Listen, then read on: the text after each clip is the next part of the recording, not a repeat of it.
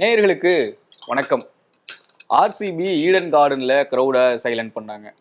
RCB சேப்பாக்கத்தில் க்ரௌடை silent பண்ணாங்க. ஆனால் RCB சின்னசுவாமிலேயே க்ரௌடை silent பண்ணிட்டாங்க. இது நான் சொல்லலை, ட்விட்டரில் ஒரு ட்விட் வந்தது, அதை பார்த்துட்டு நான் சொல்கிறேன். இன்னைக்கு ஆர்சிபி விசஸ் ஜிடி மேட்சை பற்றி தான் பேச போகிறோம். நம்ம கூட former state cricketer doctor V Giri sir இருக்காரு, அவர்கிட்ட பேசலாம். சார் வணக்கம். வணக்கம். இப்போ most interesting part of IPL is இந்த பப்ளிக்கோட ட்விட்டர் அண்ட் மீம்ஸ். அதுதான் எங்கேருந்து ஐடியா வருது சொல்லுவாங்களே, ரூம் போட்டு யோசிக்கிறாங்கன்ட்டு, அந்த மாதிரி பிரமாதமாக ஏதுறாங்க. அண்ட் அதுவும் சிஎஸ்கேயும் ஆர்சிபியும் வச்சு வைக்கிறாங்க, சும்மா ஆகுன்னு கத்திட்டு. ஆர்சிபி வந்து பெரிய டார்கெட்டை, பெரிய ரன்னை வந்து டார்கெட்டா வச்சுக்கிட்டு அதை மனசுல வச்சுக்கிட்டு அதை நோக்கி இன்னைக்கு ஆடினாங்க அப்படின்ற மாதிரி. அதனால தான் நான் முதல்ல இருந்து சொல்லிட்டு இருக்கேன், டாஸ் வின் பண்ணி பேட்டிங் எடுக்கக்கூடாது. அவங்க வந்து விக்கெட்டை மனசுல வச்சுக்கிட்டு அடிக்கிற வரை போதும் பார்த்துக்கலாம். அவங்க இன்னைக்கு டாஸை வின் பண்ணலை. அவங்க டாஸை வின் பண்ணி தான் போலி தான் எடுத்திருப்பாங்க கண்டிப்பாக. ஸோ இப்போ ட்ரெண்டே அப்படி தான். இப்போ இல்லை, எப்போவுமே ட்ரெண்ட் அப்படி தான். ஓகே. ஐ திங்க் சில டீம் தான் லைக் எஸ்ஆர்ஹெச் அண்ட் சிஎஸ்கே கூட இப்போ ஃபுல்லாக போலிங் தான் எடுக்கிறாங்க. ஆனால் தோனி பீரியடில் கேப்டனாக இருக்கும்போது பேட்டிங் எடுப்பார் எப்போவுமே. அது பெரிய கான்ட்ரவர்சியாக இருந்தது. ஓகே.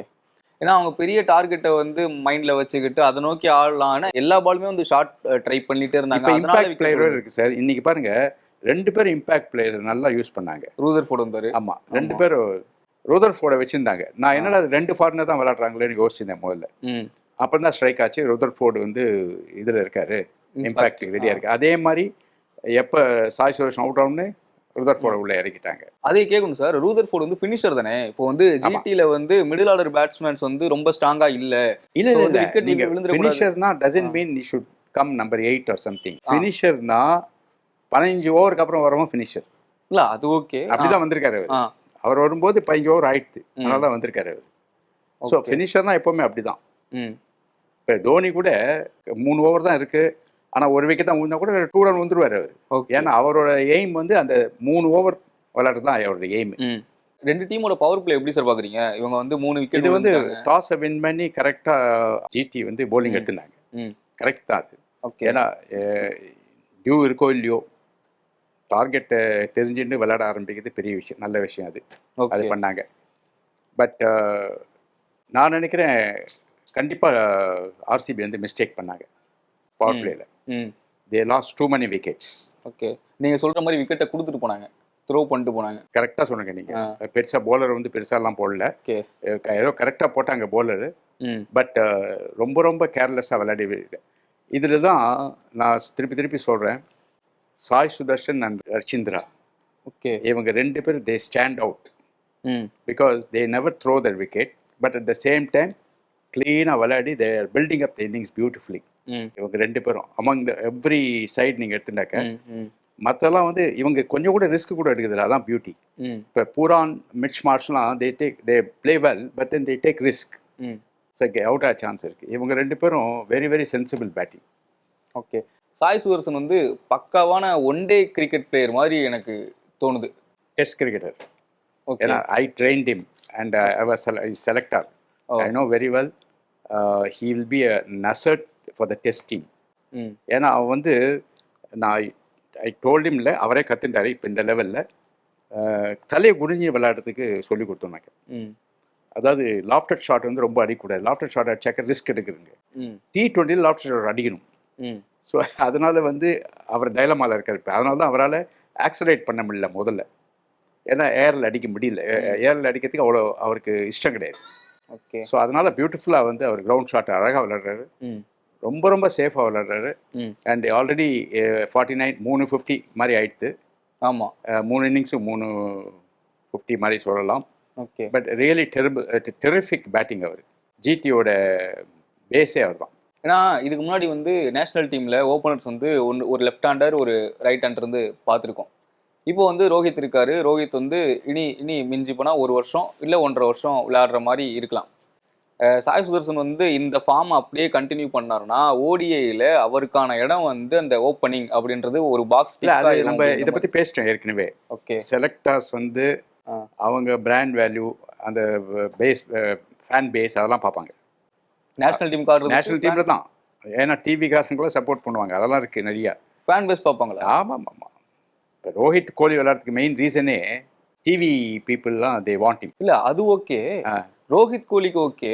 ஆமா. ஸோ ரோஹித் விளையாடுனாக்க சாய் விளையாட முடியாது இல்லை. இல்ல ரோஹித்துக்கு அப்புறமா சொல்றேன், ரோஹித்துக்கு அப்புறம் தான் ரோஹித் இப்பே விளையாடக்கூடாது. Rohit see he has done enough.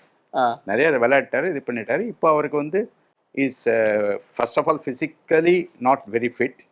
Second வந்து அவருக்கு இந்த பேஷன்ஸ் இல்லை, டெக்னிக் ஃபால்ட் இருக்குது, எல்லாம் இருக்குது.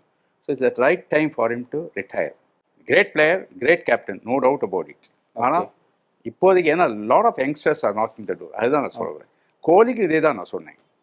அவர் வந்து T20 அவரால் ஸ்ட்ரைக் ரேட் ரொம்ப கம்மியாக இருக்குன்னு ட்ராப்பே பண்ணிட்டாங்க. ஐ மீன் ட்ராப் பண்ண மாதிரி பேசியிருந்தாங்க. அதை தெரிஞ்சுன்னு அவரே ரிட்டையர் ஆகிட்டார் T20லேருந்து. ஓகே, ரோஹித்தோட ஃபிட்னஸ் பற்றி சொன்னீங்க. எல்லாரும் என்ன சொல்கிறாங்க அப்படின்னா, ரோஹித்தோட ஃபிட்னஸ் வந்து கேமுக்கு உண்டான ஃபிட்னஸ். அவர் வந்து பார்க்குறதுக்கு வந்து அப்படியே சிக்ஸ் பேக் வச்சுக்கிட்டு அப்படிலாம் இருக்கணும்னு கிடையாது. அவரோட ஃபிட்னஸ் வந்து கேமுக்கு உண்டான ஃபிட்னஸ். அவர் வந்து இதுவரை இன்ஜுரின்னு போய் உட்கார்ந்தது கிடையாது, மேட்சஸ் விளையாடாமல் இருந்தது கிடையாது, ரன்ஸ் ஓடாமல் இருந்தது கிடையாது. அவரோட வேலை வந்து டீமுக்கு என்ன ஃபிட்னஸ் இருக்கணுமோ அது இருக்கு அப்படின்னு தானே சொல்கிறாங்க. நான் தான் ரோஹித்தை சப்போர்ட் பண்ணி பேசினேன். அவருக்கு இது வரைக்கும் இன்ஜுரி ஆனது கிடையாது. அவரும் சரி, அஸ்வினும் சரி. தோ they look bulky, they are not six pack people, but still injury இல்லாமல் ஒழுங்காக விளையாண்டுருக்காங்க அப்படிலாம் சொன்னேன் நான். ஆனால் மீன் பண்ணுறது இந்த ரன்னிங்கு, இந்த யோயோ அதெல்லாம் மீன் பண்ணல. அதெல்லாம் வேஸ்ட்டு கிரிக்கெட்டுக்கு. ஓகே, யோயோ டெஸ்ட்லாம். நான் என்ன சொல்கிறேன்னாக்க ஃபுட் ஒர்க், ரிஃப்ளெக்ஸஸ், ஐசைட், அதுதான் fitness. Footwork, eyesight, reflexes.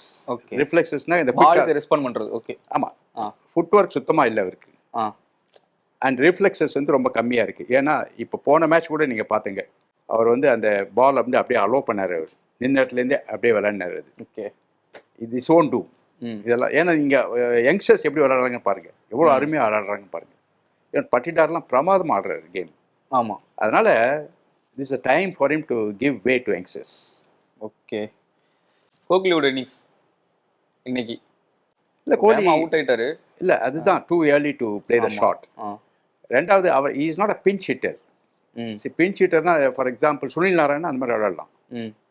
அவர் வந்து back bone of RCB batting. அந்த சமயத்தில் அது மாதிரி ஆடக்கூடாது. அவர் நிற்கணும் ஒரு இடத்துல, சாய் நிற்கிற மாதிரி நிற்கணும், சுதர்ஷன் நிற்கிற மாதிரி நிற்கணும். ஓகே, எல்லாரும் வந்து சிராஜ் வந்து இப்போ ஆர்சிபியோட ஃபேன்ஸோட ரியாக்ஷன் எப்படி இருக்கணும் அப்படின்னா செஞ்சோற்று கடந்திருக்க சேராத இடம் சேர்ந்து வஞ்சத்தில் விழுந்தாயடா கர்ணா அப்படின்ற மாதிரி தான். இவங்க வந்து அவரை ரீட்டைன் பண்ணாமல் வெளியே அனுப்பிச்சிட்டாங்க. ஆமாம் ஆமாம், அதில் தான் அவர் வந்து இன்னைக்கு கடுப்பில் அவர் போலிங் நிறையா போட்டார். கடுப்பு இன்னைக்கு. ஓகே, இன்னைக்கு கடுப்பில் கொஞ்சம் ஃபாஸ்ட்டாக போட்டார் போலிங். ஓகே, அவர் பவுலிங் எப்படி இருந்தது சார்? ஓகேவா? ஓகே, லாஸ்ட் மேட்ச்சுக்கு இப்போ ஓகே, லாஸ்ட் மேட்ச்சுக்கு இப்போ ஓகே. பட் ஸ்டில் அந்த எடுத்த விக்கெட்லாம் வந்து it's a batsman's mistake. Okay, but he bowled well, better control than last match. ஏன்னா அவர் எப்போவுமே டவுன் த லெக் போடுவார் ரொம்ப. அது வந்து இன்னைக்கு அவ்வளோவா போடலை. ஓகே, பெட்டராக இருந்தது. But he should improve further. ஏன்னா புவனேஷ் குமார்லாம் எவ்வளோ அருமையாக போடுறாங்க, சூப்பராக போட்டு. அதுதான் இங்கே டிஃப்ரென்ஸே. பேஸு குறைஞ்சா கூட ஓகே, லைன் அண்ட் லெங்க் அப்படி நூல் கட்டினா மாதிரி போடுறாங்க. ஹேசல்வுட் நீங்க சொல்லுவீங்க வந்து T20ல விக்கெட்ஸ் முக்கியம் இல்லைல்ல, ஆனால் அதை விட முக்கியம் எக்கானமி மெயின்டைன் பண்ணுறது அப்படின்னு. புவனேஸ்வர் குமார் வந்து இன்னைக்கு அதை பக்காவாக மெயின்டைன் பண்ணார் அப்படின்னு. புவனேஷ் குமாருக்கு ஒரு ப்ராப்ளம் இருக்குது, 20th ஓவர் போட்டால் அவர் அடிச்சிடுவாங்க. ஆமாம், ஏன்னா there's no speed in his bowling. Okay, அதனால் கிளவராக வந்து பட்டிடார் வந்து அவர் முன்னாடியே முடிக்கிறார். Okay, right. And Hazlewood also அவ்வளோ அருமையாக போடுறாரு. தோ ஃபஸ்ட்டு ஓவர் ஏதோ 2-3 ரன் போனால் கூட, 2-3 4s and 6s போனால் கூட, அந்த பியூட்டிஃபுல்லாக அந்த variation, pace variation, line and length, அந்த பவுன்ஸ் எல்லாமே ரொம்ப நல்லா இருக்குது அவருக்கு. ரொம்ப பிரமாதமாக அவர் வந்து ஹேசல்வுட் வந்து வெரி குட் இன்க்ளூஷன் அவர். ஓகே, பவர் பிளேயில் சரியாக விளையாடல இவங்க. அதனால் வந்து 42 for 4 ஆயிடுது 6 ஓவர்ஸில். அது ரொம்ப பேட் ஸ்டார்ட். ஏன்னா அதனால் ஸ்லோ டவுன் ஆயிடுது. அதனால் கம்ப்ளீட்டாக 42 இந்த பவர் பிளே இப்போ ரீசன்ட் டைத்தில் is not good. Your power play ஸ்கோர்லாம் இப்போல்லாம் 60 இருக்குது எல்லாருக்கும். ஆமாம் ஆமாம், 42 இஸ் நோ குட். அண்ட் பட்டிடாரும் அன்னெசரி அவுட் ஆயிட்டார். And then Kohli also unnecessary out ஆயிட்டார். இந்த மேட்சை பற்றி பேசும்போது பட்லரோட இன்னிங்ஸை பேசி ரொம்ப ரொம்ப பிரமாதமாக. எவ்வளோ மடத்தனமான செலெக்ஷன் பை ராஜஸ்தான் ராயல். எங்காவது நான் திருப்பி சொல்லிட்டு இருக்கேன், முதல்லேருந்து ஃபர்ஸ்ட் இது எவ்ரி ஷோவில் சொல்லிட்டு இருக்கேன் நான். அந்த அளவுக்கு அவங்க மிஸ்டேக் பண்ணிருக்காங்க. இப்போ சின்ன குழந்தை கூட சொல்லும், எப்படி பட்லர் விடலாம் அப்படின்னு சொல்லி. ஓகே. அதனால இது டெஃபினட்டா மிஸ்டேக். இது சார் பட்லர் வந்து ப்ரூவ் பண்ணியிருக்காரு சார், ராஜஸ்தானுக்காக ஆடி ப்ரூவ் பண்ணியிருக்காரு. அப்படி இருந்தும் வந்து ஏன்? அதுதான் சார், அதுதான் நான் ஆக்ஷன்ல வந்து மேனேஜ்மெண்ட்டை திட்டுறேன். நான் மேனேஜ்மெண்ட் ஆர் ஃபூல்ஸ் நான் சொல்றேன். நான் இதுல வந்து மும்பை கூட ஆக்ஷன்ல வந்து they don't do a good job. But Mumbai is developing cricketers. அதுல வந்து அவங்க தனி they pick good cricketers and they play them in the side. அந்த மாதிரி they have contributed lot of cricketers to Indian team.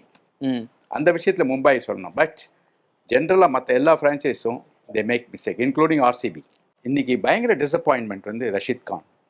Okay, ஆமா, I never expected, not that he didn't get a wicket or he gave a lot of runs. His line and length was very very poor. He never looked like a regular Rashid Khan. ரொம்ப ordinary ஒரு சாதாரண டீமோட bowler மாதிரி போட்டார் அவர். அந்த விஷயத்துல வந்து ரஷீத் கான் வந்து ஜிடி காலை வாரிட்டார் அப்படியே சொல்லலாம். ஓகே, நல்ல வேளை இன்னைக்கு சாய் கிஷோர் அருமையா போட்டார் இன்னைக்கு. அண்ட் சாய் கிஷோரை பத்தி ஒன்று சொல்லணும்னாக்க, he is the only bowler in my opinion, left arm spinner who bowls carom ball, left arm carom ball, like Ashwin. So அதை டெவலப் பண்ணியிருக்காரு. இன்னைக்கு அந்த பாலை போட்டாரு. அந்த பாலை போட்டு ஒரு விக்கெட் எடுத்தார் இன்னைக்கு. அவர் காட்டன் போல்ட் எடுத்தார். ஓகே. ஸோ அது வந்து ரொம்ப அருமையாக இருந்து பார்க்கறதுக்கு. First time I am seeing a left arm spinner bowling a carom ball. But RCB வந்து சாலிட் பேட்டிங் வச்சுருக்காங்க. அதனால தான் அவங்க முதல்ல வந்து 4 விக்கெட் லூஸ் பண்ணது பரவாயில்லன்ட்டு போனாங்க ஷாட்டுக்கு. பட் அதில் என்னன்னா, அந்த 4 பேரும் ஸ்லோ ரன் ரேட்டில் விளையாட்டாங்க. ஓகே, 46 for 4 வந்துருச்சு பவர் பிளேல, which should have been 66 for 4. அதுதான் கொஞ்சம் ஏமாந்தாங்க. ஓகே. பட் பேக்கில் வந்து அவங்க எதிர்பார்த்த மாதிரியே நிறையா பிளேயர்ஸ் வந்து செம்மடி அடிச்சாங்க. ஜிடி போலிங்க செம்மடி அடிச்சாங்க. ஃபார் எக்ஸாம்பிள் ஜிதேஷ் ரொம்ப ஃபாஸ்ட்டாக விளையாடினாரு. அதுக்கப்புறம் லியாம் லிவிங்ஸ்டன் அவருக்கு ஒரு ஈஸி கேட்ச் விட்டாரு திபேத்தியா. பட் இருந்தாலும் வந்து அவர் நல்லா ரன் ரேட், ஸ்ட்ரைக் ரேட் நல்லா மெயின்டைன் பண்ணாரு. அதுக்கப்புறம் டிம் டேவிட் கட்சியில் வந்து செம்மடி. ஸோ பேட்டிங் நிறைய இருக்கு பேட்டிங். இப்போ குருணால் வேற இருக்காரு. சாலிட் பேட்டிங் வச்சிருக்காங்க. அதனால தான் அவங்க அந்த மாதிரி அக்ரெசிவ் பேட்டிங்க்கு போனாங்க. But I suggest Tim David to go up the order and hit. Okay. Liam லிவிங்ஸ்டனை பின்னாடி வச்சுட்டு டிம் டேவிட் நம்பர் 3 நம்பர் 4 போகலாம். That's better. Okay sir. ஓவராலா இன்னைக்கு மேட்ச்சு 2 கேப்டனும் நல்லா பிளான் பண்ணி கேப்டன்சி நல்லா பண்ணாங்க. ஓகே. அதில் வந்து குறை ஒன்றும் இல்லை. பாயிண்ட் அவுட் பண்ணுற மிஸ்டேக் எதுவும் இல்லை. அண்ட் 2 சைடு பேட்டிங் சைடு நல்லா இருந்தது. இதில் வந்து ஜிடி வந்து தே டிட் வெரி வெல். ஏன்னா பிகாஸ் இனிஷியலாக விக்கெட் லூஸ் பண்ணாமல் அந்த சாய் சுதர்ஷன் பட்லர் அந்த பார்ட்னர்ஷிப் வந்து 3வது மேட்ச் பார்ட்னர்ஷிப் இது. ஆமாம். அதனால வந்து அவங்க வந்து ஸ்டெபிளைஸாக விளையாடுறாங்க. ஸோ இந்த மாதிரி மற்ற டீம்லாம் இவங்களை பார்த்து கற்றுக்கணும், விக்கெட் லூஸ் பண்ணாமல் எப்படி சேஸ் பண்ணுறதுன்னு சொல்லி. ஓகே சார், நன்றி.